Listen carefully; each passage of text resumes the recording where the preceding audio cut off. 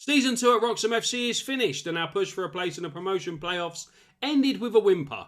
Now we face the prospect of another summer rebuild to get ready for another season where we're going to try and push for promotion. That's if I'm still here, because I haven't been offered a new contract yet. Hello everyone, welcome to the channel and welcome to part 8 of Tier 8 to Greatness with Wroxham FC. As I said in the intro, we gave up our push for a playoff place with a whimper. Failing to win in our last 4 games. In fact, we only got 2 points from our last 4 games and ended the season in 7th position. Now we've got to look to try and build a team that can push for promotion again next season. But, as I also said in the intro, I haven't been offered a new contract yet. So even though I met board requirements and stuff, there may be a reason why they don't offer me a contract and I may be out of a job. So the Tier 8 to Greatness with Wroxham part may be finished, depending on if I get a contract offer or not. And then I'm going to have to make the decision of whether or not I turn it into a journeyman or just scrap this and do something else. But let's have a little look at the end of the season. You were last with me for the 1-1 draw at home to Matlock. We then beat North Ferriby 2-1 and Lincoln United 3-2. Things were looking up. I said 4 wins would probably be enough. I think as it turned out, points-wise, it wouldn't have been, but it was looking good at this stage. Then we played Ossett United at home. We went 2-0 up before half-time. Then in the second half, Danny Burns scored 2 headed goals from 2 set pieces in the space of 2 minutes. And then Cole Robinson-Murray got the winner for Ossett on the 73rd minute. We were poor. We were poor. And then against Stocksbridge, we again took the lead. They equalised. We took the lead again. They equalised pretty much straight after. And then we lost. And then we drew 1-1 at home to Grantham Town. And I went to Grimsby Borough on the last day of the season, knowing that we couldn't make the playoffs. I went with a cautious mentality. We took 2 fans away with us. And we got a 0-0 draw. But we finished 7th in the league. If we look at the table, you will see that we finished 6 points behind Matlock Town. So possibly the other 2 wins, if we'd won 4 out of the 6 games, may have been enough, but only if we had then drawn at least one of the others. So we could have only afforded to have lost 1. We lost 2. And yeah, we weren't good enough, basically. We were 6 points adrift of Matlock Town in 5th place. We weren't good enough, but there are a few positives to take with us into the new season. Firstly, we lost less games than everyone else. If you see there, we only lost 7 games all season. Next was Dunstan with 8. And then Wickham, Stockton and Matlock all lost 9. So we lost less games. It's a bonus. We also drew a lot more games than anyone else. The closest team to us for draws was Liversedge, who drew 13 games. So winning only 15 wasn't enough. We won less games than we did last season. But we also finished higher. We finished last season in 9th. This season we finished 7th. So we're moving up and up and up. It is a bold requirement to make the playoffs next season. From the club vision that have already agreed to for next season, if I'm still here. So, yeah, there are a few positives, but there are also a lot of negatives. A couple of other positives are the fact that we have tied down a few of our key players to an extended contract. Mohamed Sagaf, Dan Roberts and Harry Pitcher all signed extensions to their contract, so they will be here for another season unless someone comes in with an offer too good to refuse. Connor Curran Brown, I transfer listed him by request. He has asked to be taken off of the transfer list now, but if I get a decent offer for him, I will be getting rid of him. As I said before, he doesn't fit into my plans if I continue with the narrow formation that we've been playing. So unless I can retrain him, he might have to be shown the door. Other than that, Omri Wilder is still here. He's down as an important player, but he wasn't very good this season, to be honest. So I may look to change his agreed playing time. He'll probably cop the ump and then ask to leave as well. And then Tom Dickens is the only other player who will be under contract for next season. For a fact, Nana Radakwa has said he's going to be leaving. Julian Sarmiento Ramirez has said he's going to be leaving, and he's actually in talks with other clubs now. Matt Hall has asked for a transfer and has said he will be leaving at the end of the season on a free. So that's 3 players definitely gone. Harley Black and Adam Brumby have played the entire season on a non-contract basis anyway. Brumby hasn't actually played for us this season, so I might just send him out the door, although he is only on £20 a week. Tony Stokes has probably played his last game for us. He's on £230 a week. He's earning a lot of money. And there are other players like Charlie Wasma. He was our best defender this season. He got a 7.07 rating, I think it was, for the season. But he's on £160 a week. And I don't know if I need to try and drop the wages that I'm paying. We ain't got any money. We're absolutely skint as a club. The board are upset with me because of my transfers.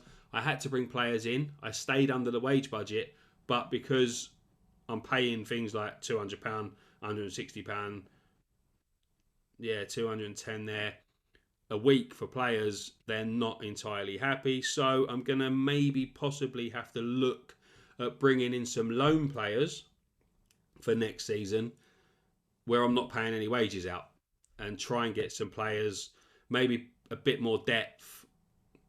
They probably ain't going to be as good as the players that I've got now, but I need to add a little bit more depth to the squad. We have got a very small squad. There was no depth to it. If we got injuries or suspensions or anything like that, I didn't really have anyone to bring in. So the way I've got to look at it is I need to rebuild from top to bottom using players like Sagaf, Roberts and Pitcher as the base.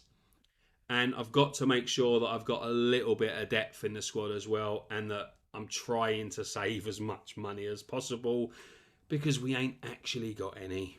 So I'm going to get to the end of June. I'm going to see if I get offered a new contract by that point. If I don't, I'll come back to say goodbye to Wroxham. I don't know if I'll drop down like the players do, and it'll be on a rolling contract, a month by month contract or whatever. It could possibly happen. So I might stay at the club on a month by month basis until the start of the season and see what happens. But yeah, I'll be back at the end of June. We've reached the end of June. I've signed a new contract. I'm going to be here for at least another season, and we've got rid of most of our squad. As you can see, there are a lot of players like Ryan Hawkins, Tony Stokes, etc., that have gone. I needed to save some money, basically, and unless people were willing to take a pay cut, I couldn't keep them. The players who have signed a new contract, we have 11 players under contract until the end of 2025 now, or till the end of next season, or this season coming, June 2025. Players like Ben Smith has signed a new contract, Oliver Davis has signed a new contract, Nieko Sinclair has signed a new contract. And they've all signed them for less money than they were on. Ben Smith, for example, was on £150 a week. He signed a contract for £70 a week. Harley Black's still here on his non-contract basis, earning nothing. And Adam Brumby is still here on his £20 a week, although the chances of him playing are very slim unless we're going to probably bring in another left-back. And we've still got Omri Wilder and Tom Dickens, who can play at left-back anyway, who are better than Brumby. We have 2 new players who have already signed. Shaq Coulthurst. Now, Shaq Coulthurst looks absolutely phenomenal for this level. Comes up and tells me he's better as an inverted winger on the left, but he's only competent there. He's going to be a pressing forward. While we move, probably Roberts will move into the centre, play Coulthurst and Pitcher as pressing forwards alongside him if we stick to the same formation as we've been playing. He's a 29-year-old striker. He's signed for £160 a week, so it was around, I think, £60 a week less than what Hawkins was on, and he's better quality if you look at star rating, and his attributes are a lot better as well. So he's a 4-star current ability, 4-star potential. He ain't going to get any better apparently, but 12 finishing, 11 dribbling, he's aggressive, he's got good anticipation, good determination, he's got a bit of flair, good vision, he's strong, he's quick, he's got good agility, good balance. The sort of player that really we needed to add. He's gonna cause teams problems. He's gonna be aggressive. He's gonna be strong. He's gonna be there all the time, and hopefully he's gonna get some goals as well. It weren't too long ago that he was banging in goals in the league in League Two. So he should be a great signing for us. And then the other one is Charlie Seaman, who comes in, £160 a week for him as well. 24-year-old right back. Wing back is his best position, but I'm probably going to play him as a fullback because I play with fullbacks and not wing backs. 22-23, he was playing for Doncaster in League Two. So he might not have played for a while. He's been sort of like last season, he didn't play a game for anyone, but he's been in League One. He's played in the Scottish Championship with Dundee United. So he's had a good career, you know. He's had a good career, and he's still only 24. So he's good enough he's better than like our level, to be fair, and hopefully he's going to prove that. Now it's going to be a case of trying to add a little bit more depth, a little bit more quality. We have a £3,809 a week wage budget. We're spending £2,200 already, so there's only £1,600 or less than £1,600 left in the wage budget. So there ain't a great deal of money there to bring in a lot of quality. So I'm going to have to be a bit shrewd and maybe look to the loan market. The players are back training on the 1st of July. Our first friendly is a couple of weeks away, and I'm hoping to have some players through the door before that. Right, we've reached that part of the season where we're about to get underway. We've got a cup game today in the Integro League Cup first round or whatever it is, or qualifying round or something. And then we've got the FA Cup extra preliminary round in a few days' time before the league season gets underway on the 17th, which is in 11 days in game. We are unbeaten in pre-season. We've won a couple of games, or a couple of friendlies. And yeah, we're ready to go. And we've made quite a few signings. We have a look. Here's our list of players that have come into the club. We will start with Ryan Hayes, who is a midfielder. He's only got 2-star current ability, but possibly 4.5-star potential. Mazzala, central midfielder. Decent passing, decent technique, good work rate, decisions, natural fitness, etc. I've gone for players that were a little bit cheaper, to be fair. I think last season I spent an absolute fortune on a lot of players. So this season, I've gone for a few players that cost a bit less. I have spent quite a bit on a couple of players, but we'll get to them in a minute. But I've gone for players, he's only on £80 a week. Started off at QPR and then played for Basildon United in the Division 1 North, Isthmian Division 1 North. So he's come to us. I'm hoping that he will put in some good performances when called upon. Brad Mayo is our new substitute goalkeeper. He's only a 1.5-star, but he's got a lot of potential ability. He's only 19 years old. He's got good handling, good punching, good decision making. He's aggressive, good natural fitness and jumping reach. So for his age, he will be a good backup to call upon. He's only on £60 a week. It was about money, really, about bringing in as many players as I can and then keeping the money for the best players, which I'm going to save the best 2 players for last. Edwin Essel is an advanced forward. Only 2-star current again, but £95 a week. Lots of potential. But good finishing, good dribbling. He's got lots of pace. He's aggressive. He's agile. And he can jump. So he might be a decent player. He scored a goal in pre-season. So another one that you might look at it, if you're one of those that looks at star ratings, you'll look at it and think, oh, he ain't really good. But I'm trying to get away from that star rating thing. So the last couple of seasons, spending a lot of money on players for their star rating and they haven't really performed. So we'll give players a chance by looking at their attributes more than their star ratings.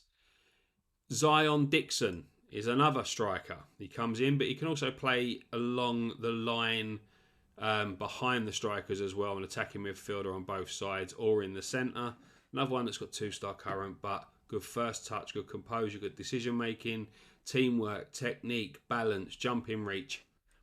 And yeah, he's was released by Derby County in the Championship. He didn't actually play a league game for him or appear for him at all by the looks of it. But he comes from a good background and will hopefully settle into this level quite quickly. Sam Evans is another who's a striker, but can also play on the right and the left. He's gone straight into the under-21s. I thought, I don't want to bring too many into the first team. I've got Zion Dixon, got Essel, so I've brought them in, but he's got good first touch, acceleration, agility, good leadership as well. So he may stay in the under-21s for a little bit. We'll see how we go. If we get injuries, suspensions or something, he may come into the first team. And then Tom Chambers is another goalkeeper who has gone straight into the under-21s as well. Possible potential 5-star ability. At this level, I think I've realised over the course of the last couple of seasons, you need those really good players, but you do also need those backup players and the ones that are going to add a little bit of depth to your squad. So we've looked at the players that they may come in and play occasionally. A couple of them may start, like Ryan Hayes may start a couple of games. But then we've got two who are going to be great players for us. Jack Lewis. He's a midfielder. I'm probably looking at playing him as a defensive midfielder to start with. But just look at those attributes at this level. 13 first touch, 12 decision making, 14 vision, 13 work rate, 9 technique and passing. He can shoot as well, 10 long shots. We are paying that little bit of extra money for him. He's on £230 a week. But for that ability, he's 19 years old. For that ability, he's come from the Premier League as well. He was at Liverpool, moved to Leicester on a free, was at Leicester for a few seasons. So even though he didn't play for them, he played non-competitive games, which probably means that he played for their under-21s. He's come from a Premier League side and he's dropped all the way down to the 8th tier of English football. And he looks to be an absolute fantastic player. And the other one is Jack Leckie.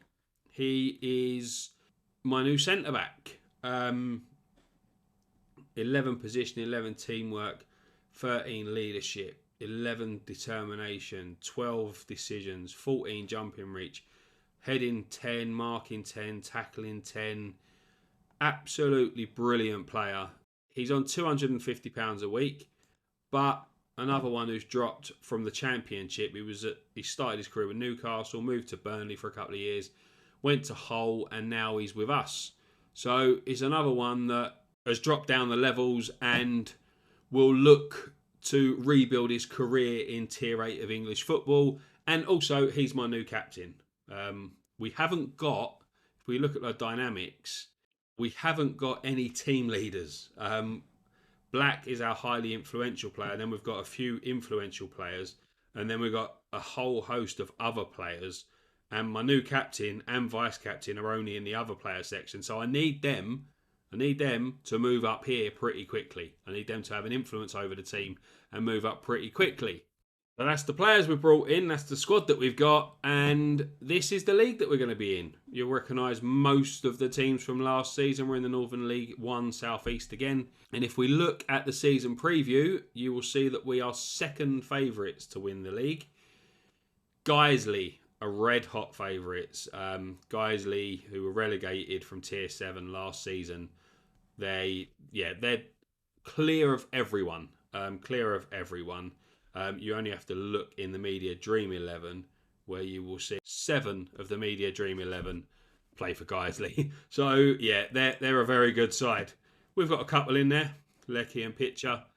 And we are second favourites, although that doesn't really say much because last season we were favourites. Matlock Town were second favourites. If you remember, Matlock Town were red hot favourites to start with, and then we were made favourites, and both of us are still in the same division. I think Matlock finished 5th, got to the playoffs, lost in a final. We didn't even make the playoffs. So even though we are tipped to do well again, I'm not going to count my chickens before they hatch. Although, if you look at the gap in betting odds, if this is anything, if there's any sort of like truth in the odds that they give you here, there's a massive gap between the three of us to the rest of the league. So hopefully that will indicate that we will have a good season and at least get a playoff place, because that is part of the club vision. We have to reach the Northern League One South East playoffs. It's a required objective. We've got to be competitive in the Emirates FA Cup, which obviously means don't get beat 12-0. Reach the FA Trophy proper. And be competitive in the League Cup is favoured, but not really. No, it ain't really going to do much. The supporters want us to finish in the top half. So the supporters may want us to finish in the top half, but the board are the ones who pay my wages and are the ones that are going to sack me if we don't reach the playoffs this season. So that is the players, the squad, the vision, the predictions for the season, or the season preview, or whatever you want to call it. And now the fixture list. We have like I said, we have our cup games. Then we start the season away at Melton Town before our first home game against North Shields. And hopefully we'll have a couple more players through the door by that point as well, because we have got a couple of bids in for players. There you can see our friendly results. Beat Norwich United 5-1, my Bolton Wanderers 3-0, and Stowmarket 4-0. So hopefully that is a good indication of how we're going to do. But that is going to wrap up this episode, and hopefully you will join me again for the next one. Right, that's another pre-season done and dusted, and we are ready to get cracking in Season 3 in the next episode. Hopefully you enjoyed that episode and getting to have a look at the new players that I've brought in and the preview for next season, etc. If you did like it, please do leave a like down below, comment just to say hi. Subscribe to the channel if you haven't already. If not, don't worry about it. I'd love it if you did and really, really appreciate it. But if you don't, I'm just happy that you're still watching. Anyway, hopefully you'll join me again soon. Until then, take care. Bye-bye for now.